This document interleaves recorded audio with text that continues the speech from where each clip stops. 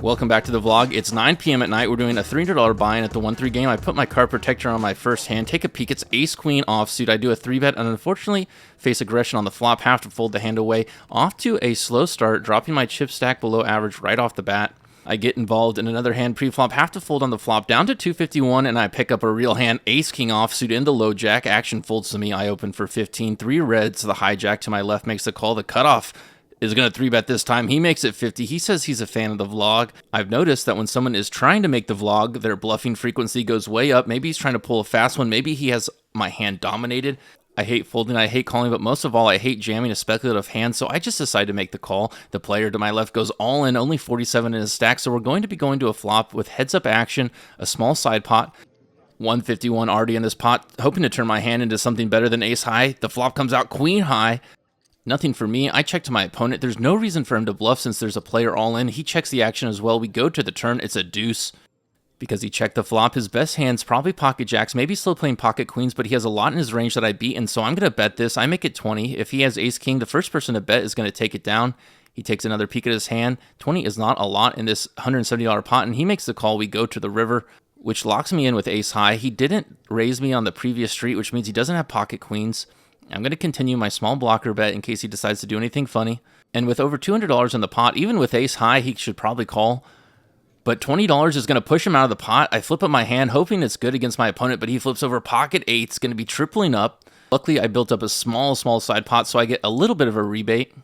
We've got a great episode today, and it would mean a lot to me if you hit that like button to help with that YouTube algorithm. Give it a gentle tap. It helps me out tremendously. Thank you so much. Let's get right into the action. 227 in my stack, and I look down at Queen Jack of Diamonds, a beautiful hand in a not-so-beautiful position. I'm under the gun. First to act, I'm going to open it up a little bit bigger than my 15 because I am under the gun. I make it 16. Action folds all the way around to the big blind, who makes the call. And we're going heads up to an absolutely beautiful flop. I got this full board covered, pair of queens, backdoor flush draw, open-ended straight draw. I'm going to start building this pot. Hopefully my opponent wants to come along. My chips go rolling towards my opponent. His hand goes flying into the muck, scooping a very small pot up to 244, and then I go through a 40-minute dry spell. We are going to fly through these hands. Let me know if this is too fast for you. Naturally, I lose some money in the blinds, down to 217. And I pick up pocket sevens in the hijack. Action folds around to me. I'm going to open it up, but I'm just going to make it 6. I don't have a large stack, but this should build the pot enough in case I hit a set. I get a caller on the button. And then the small blind 3-bets. The player across the table who 3-bet has also told me that he really wants to make the vlog. He emphasized really, well, this is your chance because I'm making the call. The button once in this fight, he makes the call. We're going 3 ways to the flop. 57 in the pot, and I need to hit this flop hard in order to rebuild my stack, get back into this game. I only have 2 outs, and one of them is right in the window. Absolutely beautiful to see, and even more beautiful, an ace on the flop. This could get big. Fireworks could be coming. Bottom set is like picking up a cute snake that turns out to be venomous. By the time it bites you, it's too late. And my opponent bets out a half pot size bet, completing the trifecta of beauty. If I make the assumption he has an ace, I can probably just call all the way down to the river if he keeps betting and get my whole stack in. The turn is a complete blank, no diamond, doesn't bring in any straights. And immediately my opponent grabs some more chips, stacks them out in front of him, starts cutting, starts counting out his bet. Little does he know what he's up against, probably thinks he's value betting me when he slides out 50 into the pot. If I make this call, I'm going to have 124 left in a $200 pot, the perfect stack to pot ratio in order to get it all in on the river. No need for me to go bonkers on this street, especially since I know my opponent likes to bet. I make the call. We go to the river looking for a clean one, and it's very clean. The 4 of spades, absolutely no draws that came on the flop got there, and my opponent moves his white chips out of the way, revealing $100 stacks, and he slides in 20 reds, $100 to go. The trajectory of this hand has gone exactly how I had hoped. And now there's only one thing to do, shove my entire stack in. If we're sticking with the analogy of the snake, this is when I sink my teeth in, and there's no way to struggle or wiggle your way out of this one. There's only one choice, and that's to make the call, the crying call. Hopefully you have the best hand. I flip up my sevens. What's going on the vlog? It's the only exciting thing that's happened. My opponent mucks and the dealer plows a massive amount of chips towards me. I got a full double up out of that one. Absolutely perfect. A full double up. Thank goodness I called that 3-bet. I almost folded.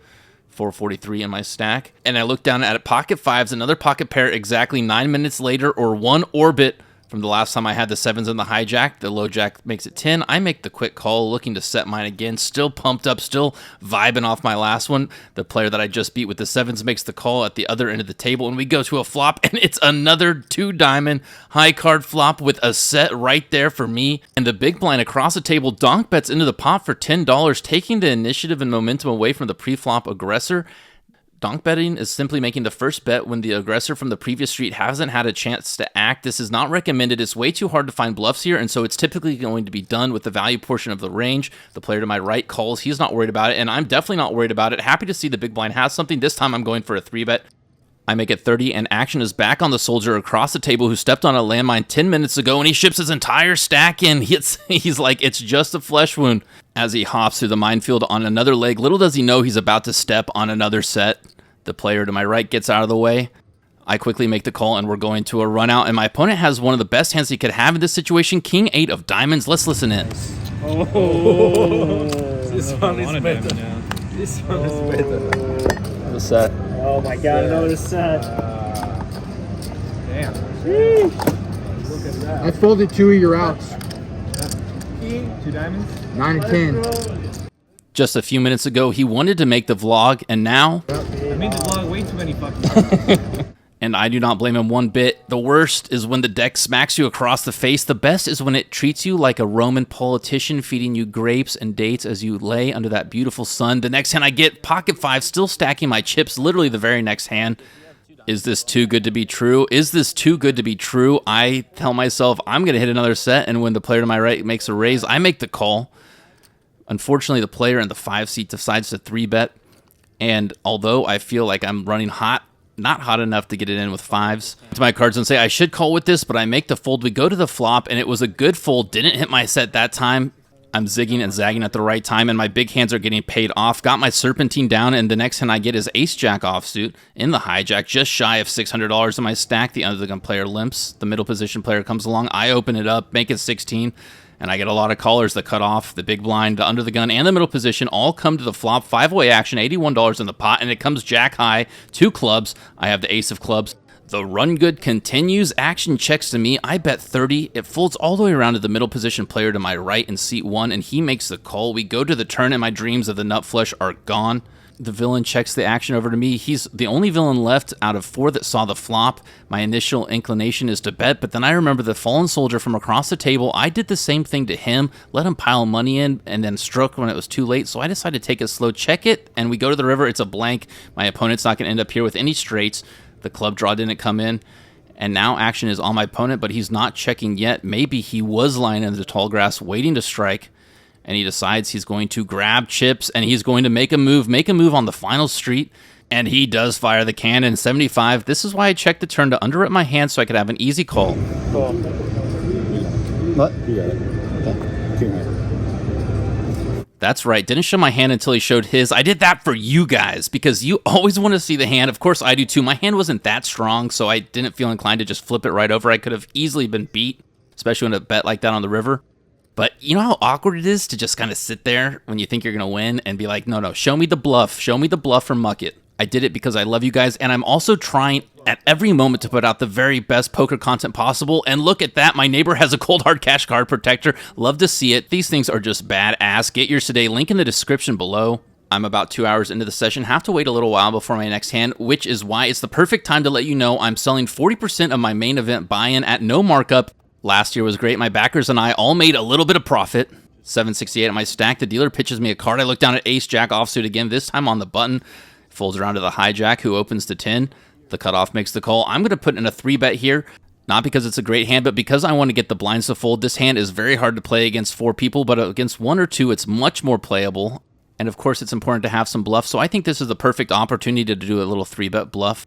But the hijack, who opened to 10, says, no, this is not the right time, and he rebumps it up, makes it 125. He only opened for 10. I'm thinking, what could he possibly have that he wants to 4-bet this large? But I think back to all of his pre-flop raises, and they've all been for $10. It's just his standard, so he could easily have pocket aces here.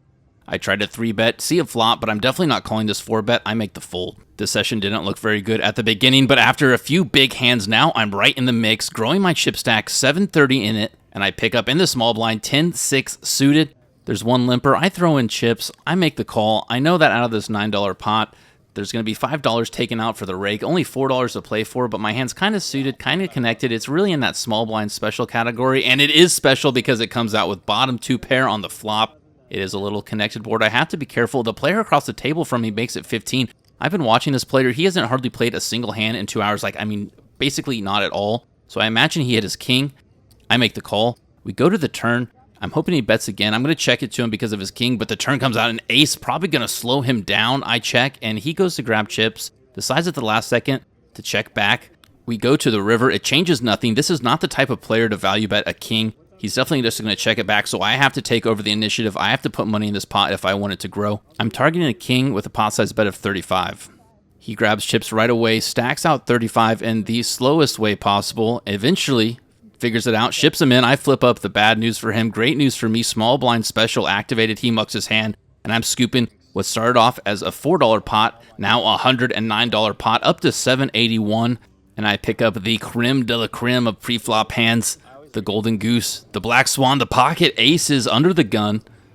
I open the action to 15, get one caller in the hijack. We head to the flop. It's 7 high.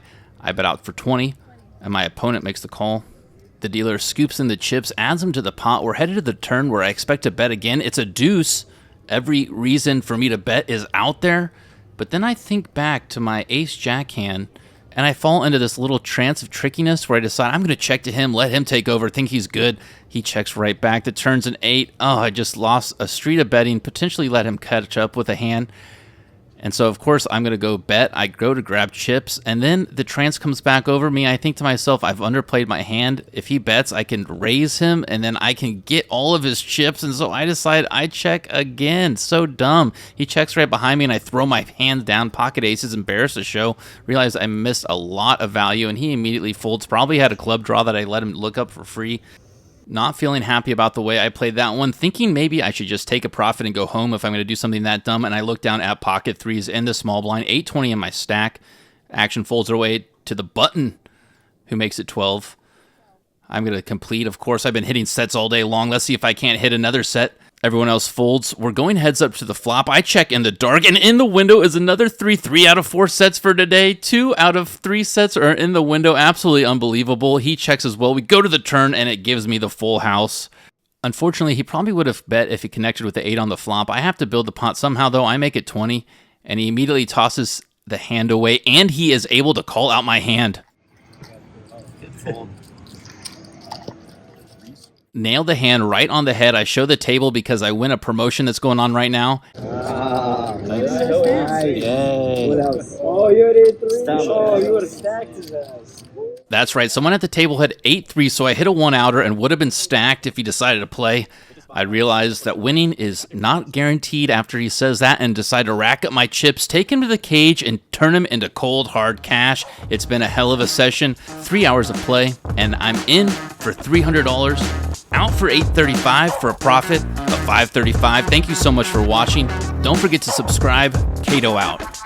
I love poker content. You love poker content. Well, you have 2 more options on the screen to watch. Enjoy another 10 minutes of poker. Learn a little bit, laugh a little bit, love a little bit. If you got 10 more minutes, you might as well catch another great episode. Thank you so much.